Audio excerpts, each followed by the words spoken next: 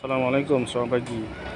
So hari ini kita ambil order. Ini daripada Cenara pergi ke Kepong. RM18. Jom. Okey, ni order kedua. Dokumen Cenara pergi ke Menara Embeng, Yat Kuang Seng. So dokumen aku tak plastik takut hujan.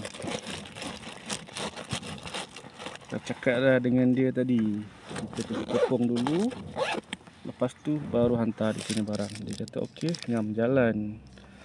Job ni RM20 cash. Tapi dia bayar Tashengo. Okey. So aku decide hantar sini dululah. Sebab dokumen hujan basah mat.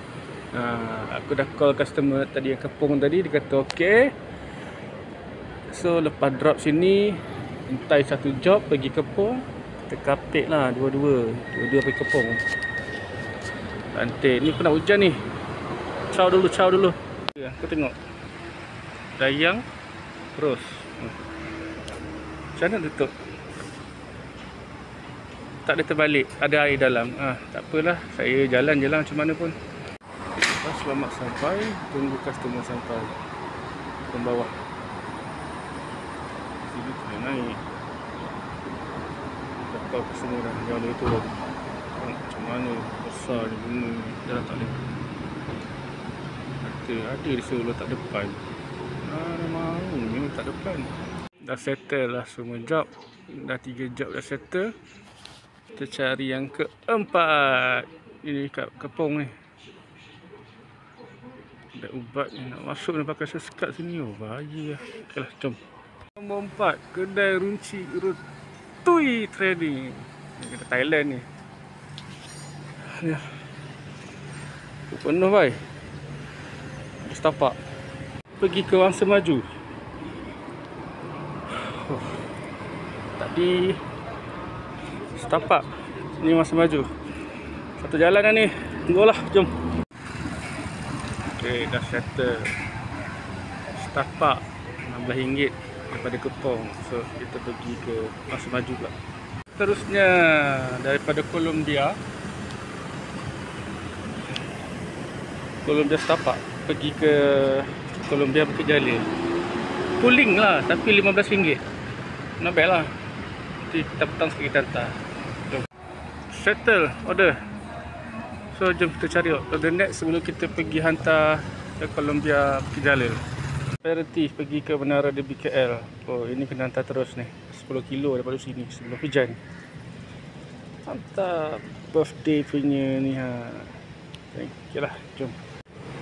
Akak tu tak tahu orang ni surprise birthday dia ni. Dia punya birthday surprise ni rupanya. Tapi saya tak order apa-apa. Tapi order atas nama dia, nombor telefon dia. Okey lah. Kita tunggu dia sampai. Job seterusnya berada dari KL, Sources KL pergi ke Equine. Pusing-pusing. Tadi aku daripada sana. Tapi dia suruh lalu belakang sana. Tapi tengok langit. Ini mesti mau cepat ni. Job 7 dah settle. So kita pergi job ke 8 pula. Mana Columbia? Columbia Asia. Job ke 8 kita hari ini. Tamat Equine. Order ke 9. Pergi ke OUG RM20. Jalan. Order ke 10. Dari shawarma, delicious shawarma. Kau tahu ni shawarma kulit dia. Dihantar ke Bukit Jalil. Dekat je. RM13.7. Jom lah. Bateri dah tak nak habis ni. Off job ke 9. Kena nasi kanda restoran Al-Madinah Bukit Jalil. Ini drop yang terakhir ni, last job ni. Gelap. Okay bro, settle last job. 10 job pukul 11 lah. Total 136. Jomlah gerak balik, dah nak hujan ni. Wow, Sebelum basah kita gerak dulu. Jom, ciao. Assalamualaikum.